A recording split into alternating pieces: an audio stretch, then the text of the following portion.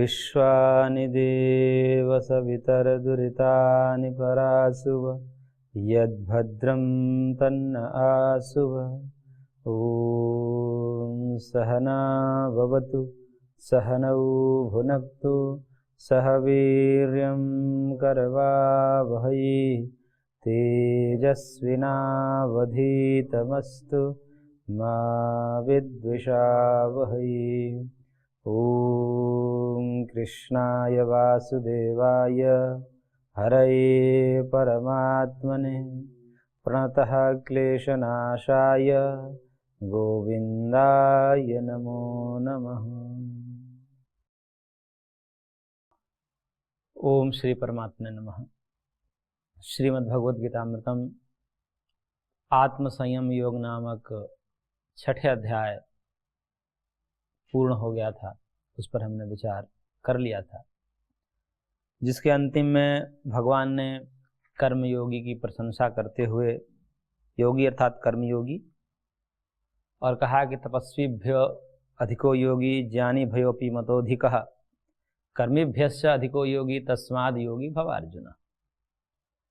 कि तपस्वियों से भी बढ़कर के कर्मयोगी होता है, श्रेष्ठ होता है। बढ़कर मतलब उससे श्रेष्ठ होता है। तपस्वी का मतलब जो निराहार रह करके और शरीर को तपाते हैं, उन तपस्वियों से भी अधिक जो है योगी श्रेष्ठ है। और ज्ञानी से भी बढ़कर के योगी श्रेष्ठ है। ज्ञानी का मतलब केवल आत्मानुसंधान में जो रत सन्यासी हैं, केवल भगवान में ही रत है, ज्ञान मार्ग में ही रहता है, उनसे भी श्रेष्ठ है योगी। और फिर कर्मेभ्यश्च अधिको योगी, और जो कर्मी है, कर्मी का मतलब कर्मकांडी, जो सकाम कर्म करने वाले, अग्निहोत्रम जिह्वात स्वर्ग काम इत्यादि स्वर्ग की कामना के लिए यज्ञानुष्ठान, जो विविध यज्ञानुष्ठान होते हैं, उन स्थानों में रत रहने वाले जो कर्मकांडी हैं, उनसे भी श्रेष्ठ कर्मयोगी है। इसलिए भगवान ने कहा तस्माद् योगी भव अर्जुन, इसलिए तुम योगी हो। योगी अर्थात कर्मयोगी हो। और उन कर्मयोगियों में भी अंत में भगवान एक बहुत ही मार्मिक और तथ्य की बात कही अंतिम श्लोक में, विगत अध्याय में, कि योगी नाम अपि सर्वेषां मद्गतेनान्तरात्मना श्रद्धावान भजते यो माम समयुक्त तमो मतः। कि उन सर्वेषाम योगी नाम, उन सारे कर्म योगियों में जो श्रद्धावान मदगतेन अंतरात्मना माम भजते, श्रद्धावान होकर के और मदगतेन अंतरात्मना, मुझ में लगे हुए जिनकी अंतरात्मा है, ऐसी जिनकी अंतरात्मा जो मदगतेन मुझ में लगी हुई है, ऐसी मुझ में लगी हुई अंतरात्मा के द्वारा, यानी कि मन के द्वारा, चित्त के द्वारा, बुद्धि के द्वारा माम भजते, मुझको भजन करता है। यानी कि मन में मेरे को बसा रखा है, मेरे में अतिशय प्रीति है उसको, और मेरे में अतिशय प्रीति पूर्वक भजन करता है, स्मरण करता है। भजन का मतलब यहाँ पे स्मरण करते हुए और जगत की सेवा कर रहा है। समय युक्त तमः मतः, वो उन कर्म योगियों में भी सबसे श्रेष्ठ है। सब में तो भगवान ने बता दिया कि सब में श्रेष्ठ कर्मयोगी हैं, लेकिन इन कर्मयोगियों में भी राग द्वेष से रहित होकर के जगत के उपकार के लिए, जगत के कल्याण के लिए कर्म करना, ये कर्मयोगी हैं। अपने स्वार्थ का परित्याग करके राग द्वेष से रहित होकर के जगत उपकार के लिए, जगत के भलाई के लिए, दूसरे के हित के लिए कर्म करना, एक कर्मयोगी है, ये कर्मयोग कहलाता है।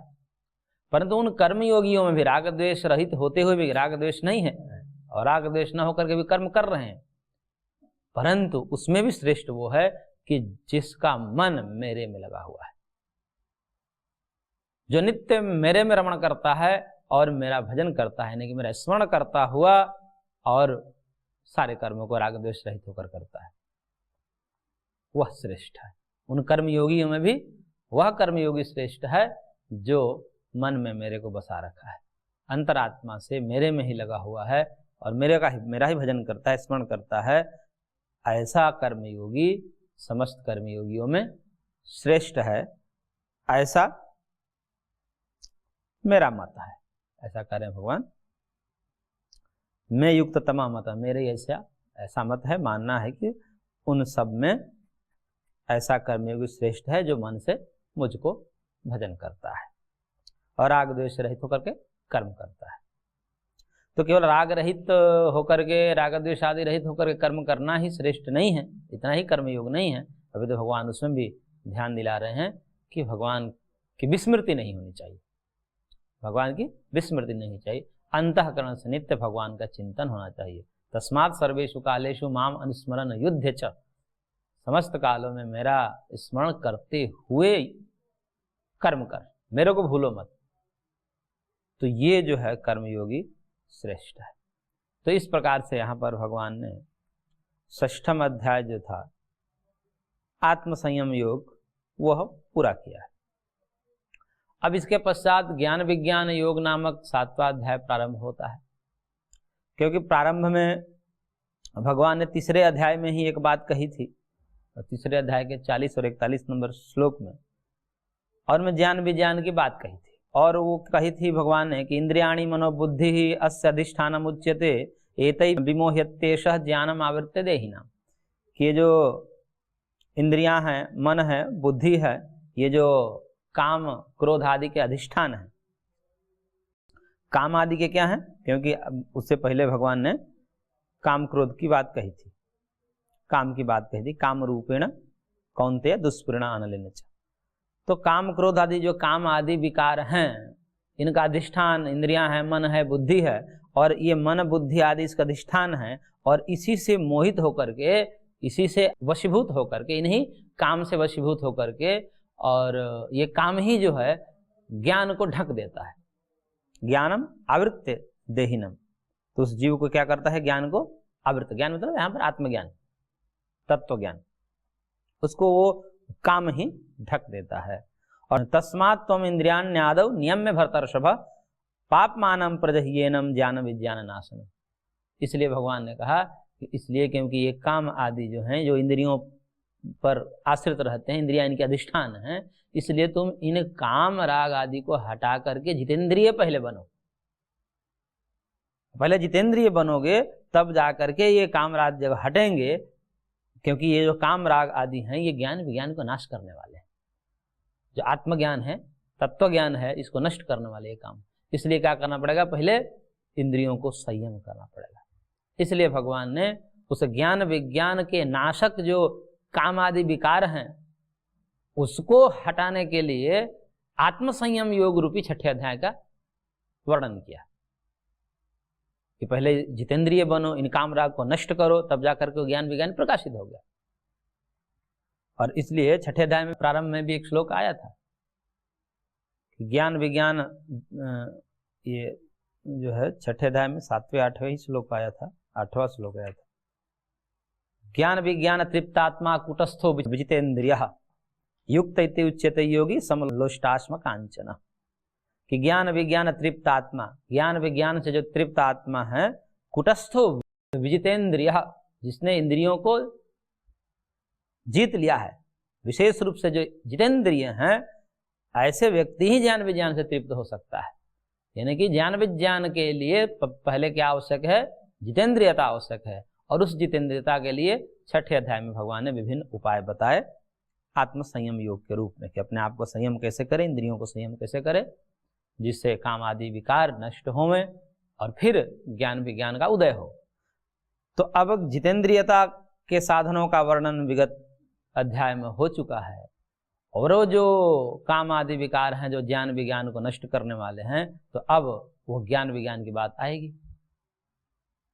तो इसलिए अब 7वें अध्याय में जो है ज्ञान विज्ञान योग नामक ये 7वां अध्याय है। जब जितेंद्रिय हो गया तो अब वह विज्ञान, ज्ञान विज्ञान जो है प्रकाशित होगा उसके अंदर से। तो ज्ञान विज्ञान किस प्रकार का है, कैसा है, वो सब इस अध्याय में भगवान स्वयं ही कह रहे हैं। और प्रथम ही श्लोक है, श्री भगवान उवाच मय्यासक्तमनाः पार्थ योगम युञ्जन् मदाश्रयः असंशयं समग्रं मां यथा ज्ञास्यसि तच्छृणु।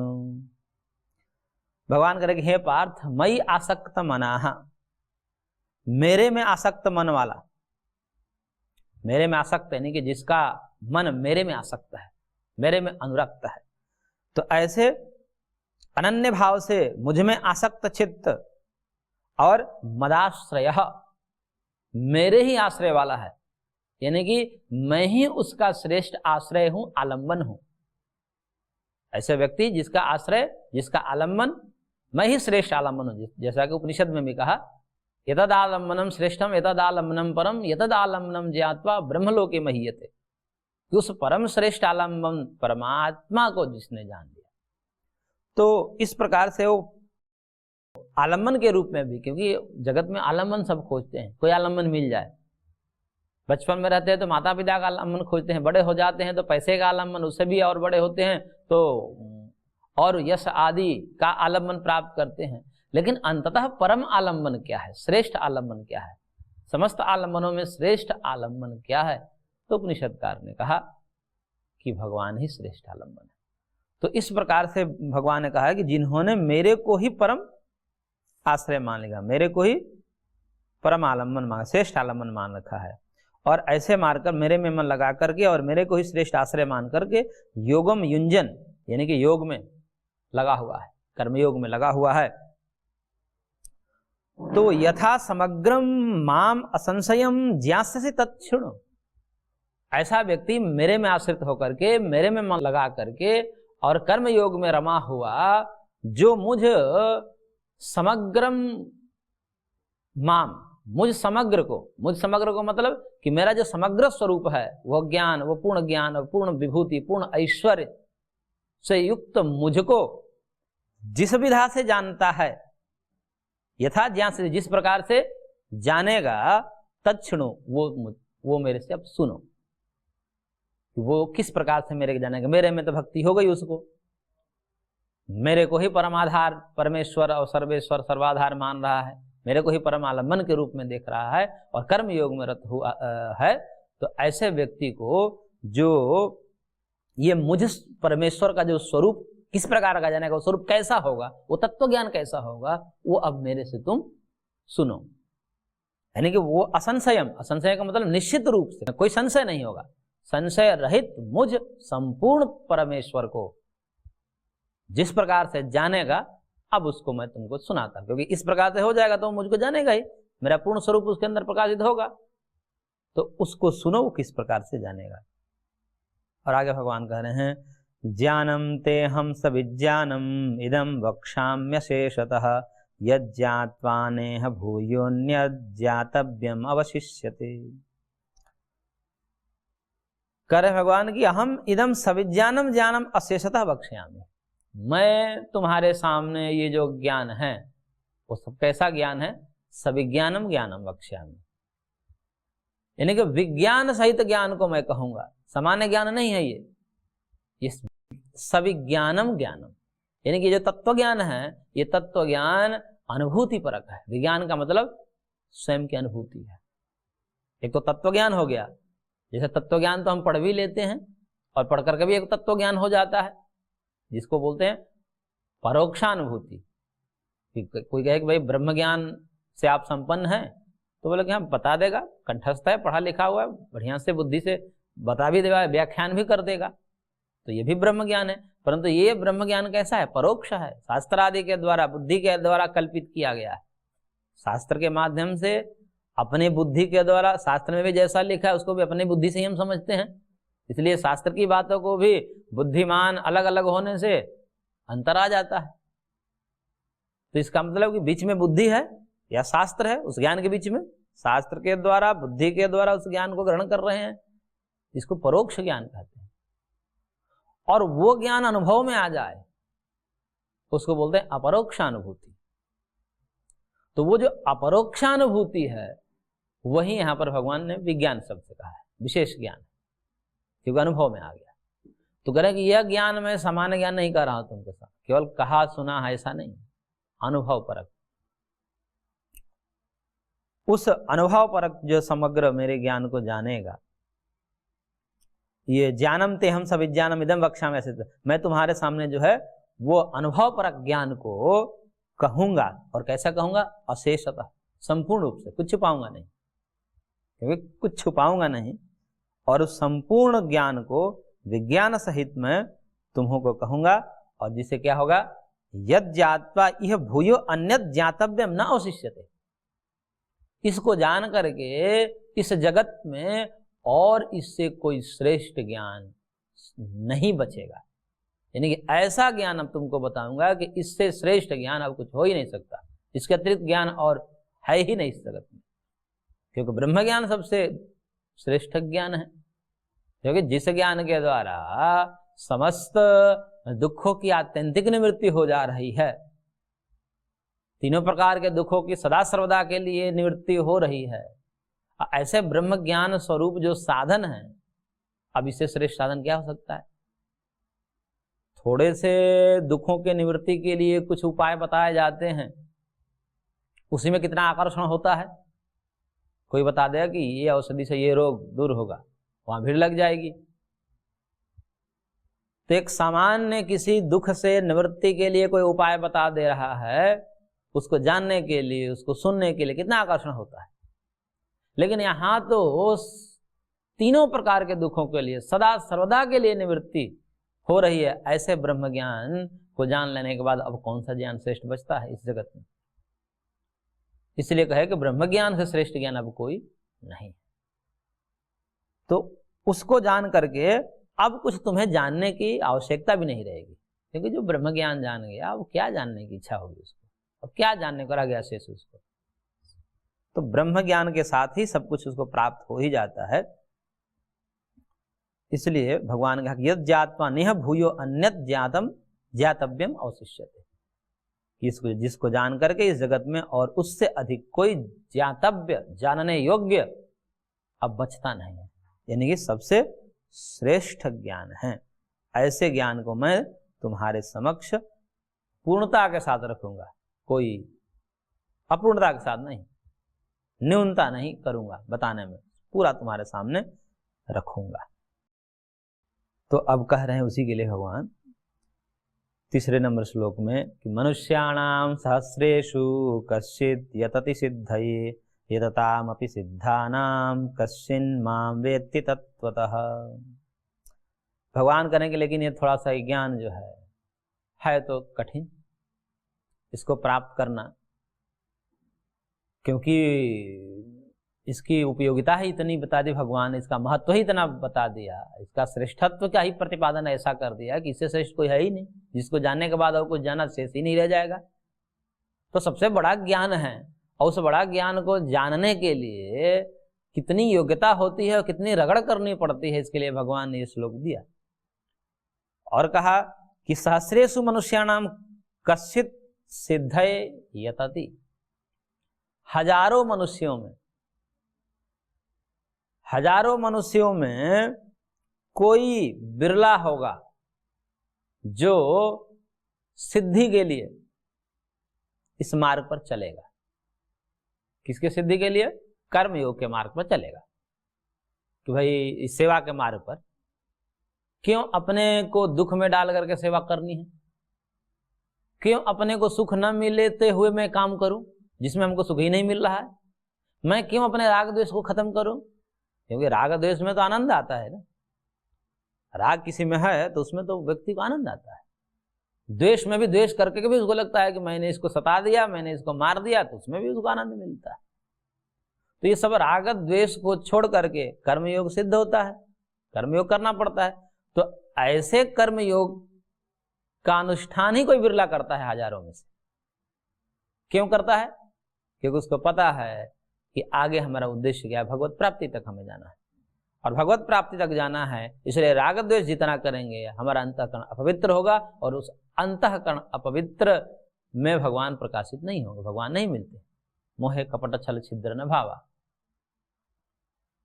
तो इसलिए वह कर्म करते हुए उन राग द्वेषों को हटा दे रहा है और फिर कर्म कर रहा है। तो ऐसी योग्यता भी किसी बिरले की आती है। सेवा तो सब करते हैं, परंतु कर्म योग वो नहीं हो पाता। सेवा का मतलब कि कोई व्यक्ति स्वार्थ के कारण भी कोई कर देता तो सेवा ही तो है।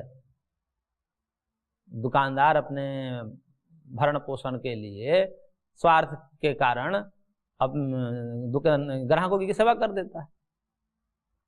ये जो सवारी गाड़ी चलाने वाले हैं वाहन, ये भी जो है स्वार्थ के कारण यात्रियों की सेवा कर देते हैं, वो भी तो सेवा ही है। बसों पर लिखे रहते हैं कि सेवा के लिए धन्यवाद, सेवा का मौका दें, ऐसा बार बार लिखा रहता है ना। तो सेवा तो सब करते हैं, परंतु वो सेवा कर्मयोग हो जाए, वो सेवा पूजा हो जाए, कर्मयोग में वो सेवा पूजा हो जाती है भगवान की। तो वो सेवा को पूजा बनाना, कर्म को भगवान का पूजा बनाना, ये तो कोई बिरले लोग हैं, हजारों में से कोई बिरले लोग हैं, क्योंकि उसमें अपने आप को मिटाना पड़ता है, अपने अहंकार को, अपने कर्तृत्व को सब मिटाना पड़ता है, कर्माशक्ति को, फलाशक्ति को, अहंकार को, अभिमान को सब मिटाना पड़ता है। तो कोई बिरले हैं, इसलिए भगवान ने कहा कि सहस्रेषु मनुष्याणाम कश्चित् सिद्धये यतति, इस कर्म योग की सिद्धि के लिए कोई बिरला ही, हजारों में से कोई एक यतन करता है। और यतताम सिद्धानाम अपि कश्चित्, उन हजारों में से जो छंट कर आए हुए एक, और ऐसे हजार हजार से एक एक छट करके आए हुए हजारों में से, ये सारे सिद्ध कहलाएं, क्योंकि सिद्धि के लिए कर्म योग कर रहे हैं तो मानो सिद्धि है, इसलिए उनको सिद्धा नाम कहा भगवान ने, कि ऐसे जो बिरले हजारों में से एक हैं, इन हजारों सिद्धों में से कोई एक माम वेति तत्वतः, मेरे को तत्वतः जान पाता है। अभी जो मैं वर्णन बताऊंगा ना, जिस प्रकार से मेरा स्वरूप है, उन स्वरूप को तत्वतः, मतलब यथार्थ रूप से, अनुभवगम्य रूप में जान पाता है। तो इतना कठिन है, सब छट जाते हैं इसमें, छटते छटते कोई बिरला ही प्राप्त करता है। तो वो कैसा ज्ञान विज्ञान है, वो समग्र ऐश्वर्य भगवान का कैसा है, जिसको भगवान ने पूर्व में कहा कि असंशयम समग्रम माम यथा ज्ञास्यसि तच्छृणु, वो जो समग्र मेरा जो स्वरूप है, उसको संशय रहित होकर के वो जानेगा, वो किस प्रकार से होगा उसको मैं सुनाता हूं, तब सुना रहे हैं भगवान।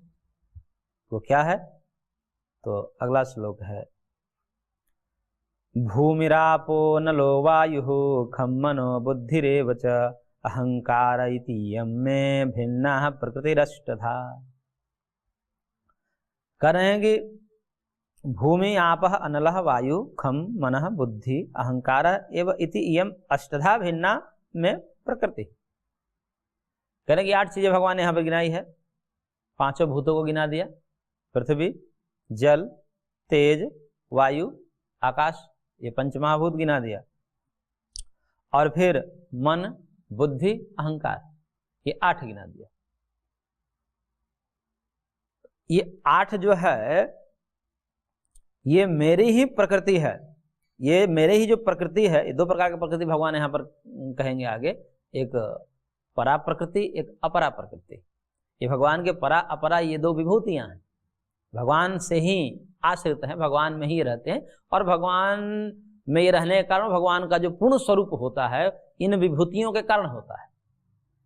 तो इसलिए भगवान ने कहा है कि ये पृथ्वी, जल, अग्नि, वायु, आकाश, मन, बुद्धि आदि ये जो 8 भेद वाले जो विभक्त मेरी ही प्रकृति हैं, अर्थात ईश्वर इनका स्वामी है, नियंता है, और ये नियम में है। 8 ही कहा, कहीं कहीं इसको सांख्य शास्त्र में 24 कहा गया है।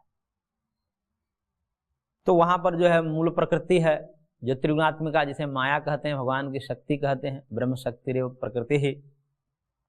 तो उस माया रूपी जो त्रिगुणात्मिका माया है, वो भगवान की शक्ति है, और उससे जो है सबसे पहले बुद्धि तत्व बनता है, बुद्धि तत्व जिसे महातत्व भी कहते हैं। उस बुद्धि तत्व के बाद फिर अहंकार बनता है, अहंकार के बाद जो है 3 विभाग हो जाते हैं। सात्विक अहंकार से मन बनता है, राजसिक अहंकार से ज्ञान इंद्रिया और कर्मेंद्रियां 5-5 बनती हैं, 10 बन जाती हैं, और फिर तामसिक अहंकार से 5 तन्मात्र बन जाते हैं, और फिर इन 5 तन्मात्रों से 5 महाभूत बन जाते हैं। तो 5 महाभूत, 5 तन्मात्र, 5 ज्ञानेंद्रिय, 5 कर्मेंद्रिय, ये तो 20 यही हो गए, और मन 21, अहंकार 22, बुद्धि 23, और स्वयं मूल प्रकृति जो माया है वो 24। तो इस प्रकार 24 को यहाँ पर 8 में ही भगवान ने समेट दिया है, क्योंकि कभी कभी क्या होता है कि विस्तार न करने की दृष्टि से उसी में 8 में ही ये सब 24 समाहित हो जाते हैं। इसलिए ऐसा नहीं समझना चाहिए कि भगवान को ये 8 ही प्रकृति इष्ट है, बाकी जो सांख्य शास्त्र में कहे हुए तन्मात्र आदि हैं, इंद्रियां आदि हैं, इंद्रिया में तो भगवान ने यहाँ पर केवल मन बुद्धि अहंकार को ही कहा है, 5 ज्ञान इंद्रिय 5 कर्म इंद्रिय को कहा नहीं, और फिर पंच तन्मात्र वहां पर है वो कहा नहीं, तो 15 तो ऐसे ही गायब है यहाँ पर। तो उसको भी ये शास्त्र की व्यवस्था है कि जहां पर नहीं कहा गया है, वेदांत का एक नियम है कि उपसंहार कर लिया जाता है।